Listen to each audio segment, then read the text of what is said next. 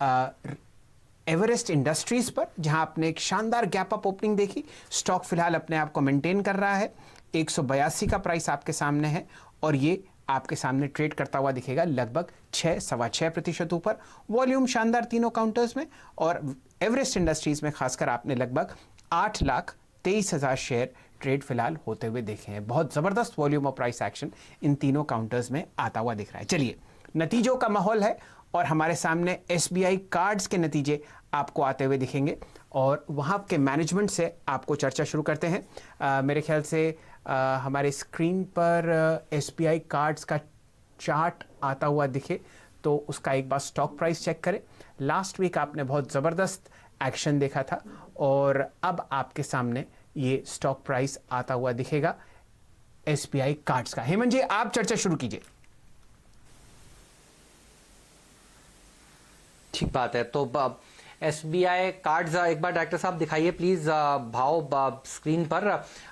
देखिए, ये वो स्टॉक है जिसने ये वो कंपनी है जिसने अपने नतीजे पेश किए थे। और एक बार आपको बता दूं नंबर्स कैसे आए थे। तो NII जो है वो 1013 करोड़ रुपए का पेश हुआ था और साल दर साल अगर आप देखें तो 674 करोड़ से ये बढ़ा है। क्वार्टर ऑन क्वार्टर अगर आप देखें तो ये दरअसल बढ़ा है। और साथ ही अगर आप इनकम और फी की सर्विसेज देखें तो वो 959 करोड़ रुपीस के आसपास आई थी और ये भी अगर आप देखें तो साल दर साल यहां पर इजाफा देखने को मिला था और बहुत ही शानदार रिस्पांस इसके IPO को भी मिला था। और अब हमारे साथ जुड़ चुके हैं कंपनी के MD और CEO SBI कार्ड्स के प्रसाद साहब। प्रसाद साहब, स्वागत है आपका। बताइए, बीती तिमाही कैसी रही आपके लिए? हाईलाइट्स क्या थे नंबर्स के? थैंक यू, बहुत बहुत धन्यवाद आपका। मेरे ख्याल से कंपनी का परफॉर्मेंस बहुत ही सॉलिड रहा है इसमें, इसके बावजूद कि कोविड-19 का इफेक्ट मार्च के अंदर देखा गया। लेकिन अगर आप पूरा परफॉर्मेंस देखें साल भर, सेल्स में अगर आप देखेंगे तो सबसे इंपॉर्टेंट होती है, सेल्स में 32% की ग्रोथ आई है CIF के अंदर। स्पेंड जो कि सबसे इंपॉर्टेंट है, जहां से कि सारी की सारी इनकम आती है और असेट्स आते हैं, उसके अंदर 27% की ग्रोथ आई है। और उसमें भी एक्चुअली अगर आप रिटेल स्पेंड देख लें तो रिटेल स्पेंड में 39% की ग्रोथ आई है, जो कि बहुत बहुत सॉलिड ग्रोथ है और पिछले साल से 18-19 से बहुत बेहतर है। रिसीवेबल्स जो कि असेट्स हमने क्रिएट करते हैं उसी स्पेंड से, उसके अंदर 30% की ग्रोथ आई है। NPS के अंदर जरूर दिसंबर के अंदर हमने 2.447 बताया था, वो गिर के 2.01 आ गई है। लेकिन मेरे ख्याल से वो उसको इतनी ज्यादा देखना नहीं चाहिए क्योंकि अभी वो मोरेटोरियम के मारे इस तरीके के नंबर्स हैं। इम्पॉर्टेंटली हमने 42% की ग्रोथ करी है प्रॉफिट के अंदर। और अगर ये कोविड का अगर हमने जो एक बड़ा प्रूडेंट मेजर लेके अगर हमने नहीं किया होता, अगर हमें नहीं करना पड़ता अगर प्रोविजन, तो हमारी ग्रोथ मैसिव होती है, काफी ज्यादा 90% की ग्रोथ आ जाती प्रॉफिट के अंदर। तो आई थिंक ओवरऑल बहुत ही सॉलिड परफॉर्मेंस दिया है। कोविड का जरूर परफॉर्मेंस हमारे को देखना है क्योंकि लॉकडाउन के हमारे काफी प्रॉब्लम्स थी, तो उसको आगे चल के पता चलेगा। जी, प्रसाद साहब, स्वागत है आपका CNBC आवाज में। आपने प्रोविजन की बात करी, लगभग 490 करोड़ का आपने कोविड रिलेटेड प्रोविजन किया है। ये मान के चल रहे हैं कि इनमें से आपने बहुत कंजर्वेटिव व्यू लिया है और जितनी भी आप अपने NPAs में वृद्धि देख रहे हैं उसमें 490 करोड़ रुपए काफ़ी होंगे। ये बताइए कि कितने आपने नए कार्ड यूजर्स ऐड करे और क्या आपने पर कार्ड कुछ इंक्रीज देखा खर्चे का?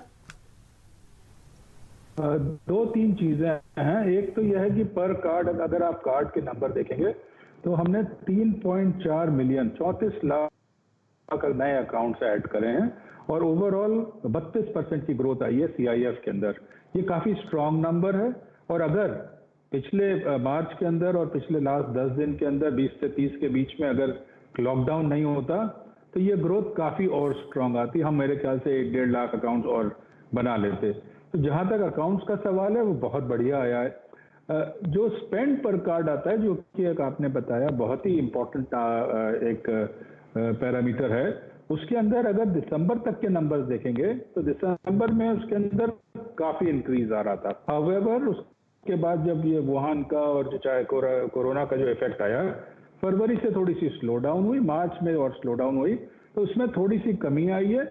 लेकिन कमी रिटेल के मारे नहीं आई है। ये कमी जो हमारी आई है स्पेंड्स पर कार्ड के अंदर, ये कॉर्पोरेट की कमी आई है। और कॉर्पोरेट के अंदर थोड़े से हमने कुछ स्टेप्स ऐसे लिए थे जिसके मारे कुछ हमने पुल बैक करा था इकोनॉमी को देखते हुए, और उसके हिसाब से थोड़ा सा उसके अंदर कमी आई है। गोइंग फॉरवर्ड मेरे ख्याल से रिटेल काफी स्ट्रांग रहना चाहिए, और वो लग भी रहा है जिस तरीके से अप्रैल और 1 मई से जिस तरीके के स्पेंड आ रहे हैं, और हम आगे जाके डेफिनेटली सोच सकते हैं कि उतना ही स्ट्रांग परफॉर्मेंस आएगा कार्ड एक्विजिशन में भी और स्पेंड में भी।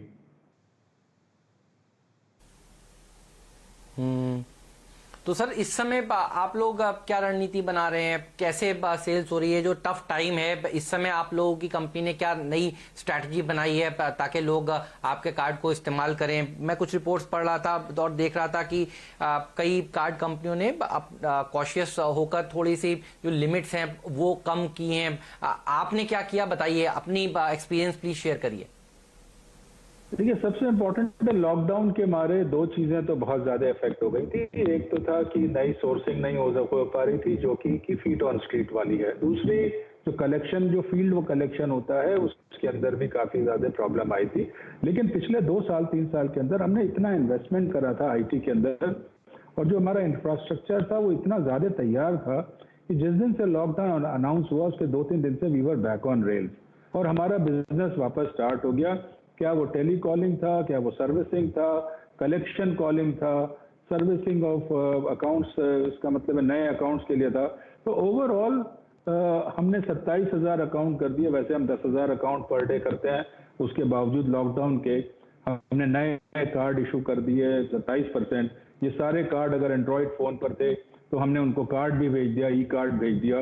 तो बिजनेस तो वहां से शुरू हो गई है, और 1 मई से हम देख रहे हैं ऑलमोस्ट 14 से 15,000 इंक्वायरीज एवरी डे हो रही हैं। ये बहुत अच्छा साइन है।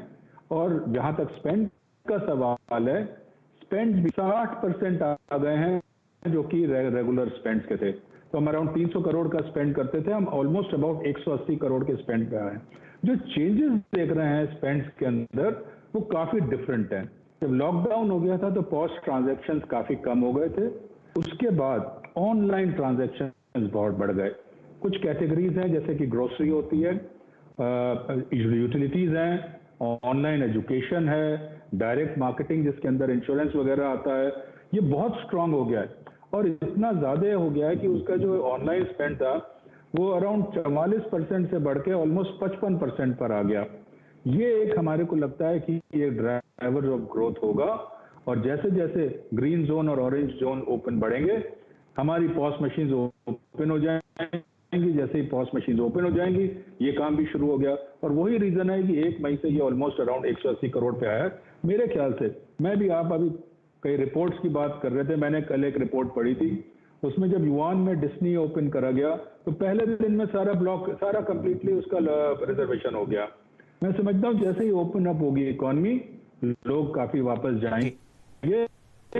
और मैं ज्यादा उम्मीद की जो कैश ट्रांजैक्शंस हैं वो कार्ड पर आएंगे, वो बड़ा जरूरी चीज है। जी प्रसाद साहब, आपसे आखिरी प्रश्न है। आपका आईपीओ बहुत ही बहुचर्चित था, बहुत लोगों ने लोन्स लेकर पैसे उठाए और आईपीओ में पैसे लगाए, ज़बरदस्त ओवर सब्सक्रिप्शन आया, हर तरीके का फॉरेन फंड, एचएनआई, बड़ा निवेशक, छोटा निवेशक, उसने अपने पैसे लगाए। आईपीओ प्राइस था लगभग 750 रुपये, स्टॉक ट्रेड कर रहा है 550 रुपये।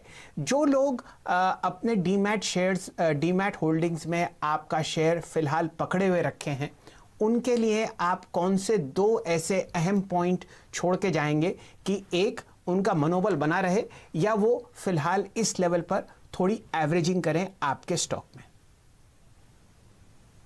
देखिए, जहां तक स्टॉक का प्राइसिंग था और जिस पर दिया गया और आज जो प्राइस है, इस पर तो एक्चुअली किसी पे कोई कंट्रोल नहीं था। ये तो नेचर के फोर्सेस थे कि कोविड आ गया, हमने नहीं सोचा था, किसी ने नहीं सोचा था कि क्या होगा। किस तरीके से न्यूज़पेपर, टेलीविजन, बिजनेस की सब तरीके का पूरा कंप्लीटली चेंज हो गया है। मैं ये सिर्फ बोलना चाहूंगा कि इस कंपनी के फंडामेंटल्स बहुत स्ट्रांग है, कॉर्पोरेट गवर्नेंस बहुत स्ट्रांग है। क्या उसका सेल्स ले लीजिए, स्पेंड्स ले लीजिए, रिसीवेबल्स ले लीजिए, एनपीए ले लीजिए, जो आईटी इंफ्रास्ट्रक्चर है, जो न्यू एज टेक्नोलॉजीज लगी हुई हैं, ये कंपनी में बहुत स्ट्रांग ये सब पूरा का पूरा सिस्टम बैठा हुआ है। ये तो सिर्फ मैटर ऑफ टाइम है, जैसे ही इकोनॉमी ओपन होगी हम we should be back in business, और हम वापस उसी परफॉर्मेंस से और उसी रिबाउंड से काम करेंगे। जो हमें जो लगता है, जो हम देख रहे हैं इकोनॉमी के अंदर, और जिस तरीके के नंबर्स आने लगे हैं लॉकडाउन के मारे, मेरे ख्याल से अगस्त सितंबर से बिजनेस एज यूजुअल हो जाएगी। और अगर कैश मूव हो जाता है, जो कि उम्मीद है, इस बार लगता है कि डिमोनेटाइजेशन से ज्यादा इफेक्ट आएगा, से भी ज्यादा कोरोना का इफेक्ट आएगा डिजिटल पेमेंट्स में, तो ये बिजनेस तो काफी बढ़ जाएगी। और डेफिनेटली मैं तो ये चाहूंगा, और इस तरीके से उम्मीद हमारे को है कि ये नंबर्स पुराने एज ही स्ट्रांग आए जितने कि अभी तक इस कंपनी ने कसे। क्या आप आरओई ले लीजिए, अगर ये हमने प्रोविजन नहीं किया होता तो आरओए 7.2 पर आ जाता। आई मीन आप इमेजिन करिए कि कंपनी के अंदर ओवरऑल हम जिस तरीके का परफॉर्मेंस कर रहे हैं, एसेट ग्रो करते हैं, जो स्ट्रैटेजी है, एक्विजिशन स्ट्रैटेजी है, पोर्टफोलियो मैनेजमेंट है, एनपीए मैनेजमेंट है, ये सारा का सारा सिर्फ यही बताता है कि ओवरऑल कंपनी में बहुत स्ट्रेंथ है। और अगर उसमें कॉन्फिडेंस रखेंगे और इकोनॉमी अगर होल्ड ऑन, अगर इकोनॉमी इंप्रूव हो जाएगी, ये शेयर डेफिनेटली इंप्रूव होना चाहिए। दो मैं गाइडेंस नहीं दे सकता और मैं बोल भी नहीं सकता कि किस तरीके से एक स्टॉक एक्सचेंज बिहेव करता है, बट कंपनी में स्ट्रेंथ है काफी ज्यादा। ठीक बात है सर, आपने बहुत बढ़िया कहा। प्रोविजंस आपने जो 838 करोड़ रुपए के किए, अगर आप देखिए पहले 351 करोड़ के थे ये पिछले साल, तो आपने प्रोविजंस आपको ज्यादा करने पड़े और उसकी वजह से नंबर्स ढीले हैं। लेकिन आपका कॉन्फिडेंस स्ट्रीट को पसंद आएगा सर, और कई लोग चाहेंगे कि फिर अब ये वाली नतीजों के बाद फिर आगे से इकोनॉमी जो है वो सुधरती हुई नजर आए। हमारी शुभकामनाएं सर आपके साथ। शुक्रिया आप समय निकालने के लिए, इस चर्चा में आज शामिल होने के लिए। जी सर बताइए, प्लीज कंटिन्यू करिए। Thank you. एक मैं आपसे ये कहना चाहता था कि ये कंपनी, नहीं सर बताइए, आप कुछ कह रहे थे। मैं ये कह रहा था कि आप प्रोविजन की बात कर रहे थे, ये कंपनी इंड एएस पर है, ये आरबीआई के प्रूडेंशियल नॉर्म्स फॉलो नहीं करती है, ये इंड एएस पर है। अगर मैं प्रूडेंशियल नॉर्म्स फॉलो करूं तो मुझे 150 करोड़ के प्रोविजन करने पड़ेंगे। हमने 840 इंड एएस के मारे 840 करोड़ के तो हमारे प्रोविजन वैसे ही बैठे थे, उसमें से हमने 489 करोड़ के और प्रोविजन कर दिए। आई थिंक ये एक बड़ा स्ट्रांग चीज है कि अगर बाय चांस, आई मीन इवेंचुअलिटीज के लिए तो आदमी को तैयार रहना ही चाहिए, और इस इवेंचुअलिटी को देखते हुए ही ये सब किया गया है। अगर नहीं होगा, पोजीशन इंप्रूव हो गई, तो आप सोचिए नेक्स्ट ईयर का कितना सॉलिड रिबाउंड आएगा। आई थिंक ये मैं कॉन्फिडेंस लोगों को दिलाना चाहता हूँ कि इंड एएस के मारे, ईसीएल के मारे, प्रोबेबिलिटी ऑफ डिफॉल्ट देखिए, लॉस गिवन डिफॉल्ट देख लिए, इन सब का जो एक मिश्रण है, ये काफी पोटेंट और सॉलिड मिश्रण है कि ये कंपनी को प्रिपेयर कर रहा है कि कंपनी के पास किसी भी प्रॉब्लम को सहने की क्षमता सॉलिड है। ठीक बात है, सही कह रहे हैं सर आप। और ये हमने बाकी बैंक्स में भी देखा है सर। इस बार हमने देखा है एक्सिस बैंक ने मोरेटोरियम करीब 28% अपने पूरे लोन्स का देखिए मोरेटोरियम उनको देखना पड़ा, तो उन्होंने भी बड़ा प्रोविजन किया। हमने देखा आईसीआईसीआई बैंक ने भी देखिए जरूरत से ज्यादा प्रोविजनिंग करी। तो ये एक ट्रेंड है जो इस बार फाइनेंशियल इंडस्ट्री में हम देख रहे हैं, और ये अच्छा ट्रेंड है। बहुत बहुत शुक्रिया सर समय निकालने के लिए, इस चर्चा में आज शामिल होने के लिए। ब्रेक के उस पार बताएंगे, आपके सवालों के जवाब देंगे, वीरू हमारे साथ जुड़ेंगे। शैलजी और मुझे दीजिए विदा। बहुत बहुत शुक्रिया राजेश पालविया जी आपका, चंदन जी आपका, आज समय निकालने के लिए और इस चर्चा में शामिल होने के लिए। तो कहीं मत जाइए, अपने सवाल जरूर पूछिए।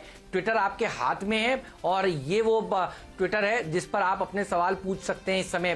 तो सोशल मीडिया में देखिए सीएनबीसी आवाज सबसे तेजी से आगे काम कर रहा है। हैशटैग का इस्तेमाल करिए, हैशटैग लिखिए और आवाज आस्क आवाज लिखिए, और लिखिए एफएनओ अगर एफएनओ से जुड़ा हुआ सवाल है, लिखिए कैश अगर कैश से जुड़ा हुआ सवाल है, और पूछ लीजिए अगले शो में। हेल्पलाइन नंबर तो है ही 1800209789 आपकी मदद करने के लिए, लेकिन ट्विटर भी है जिसके जरिए आप अपना सवाल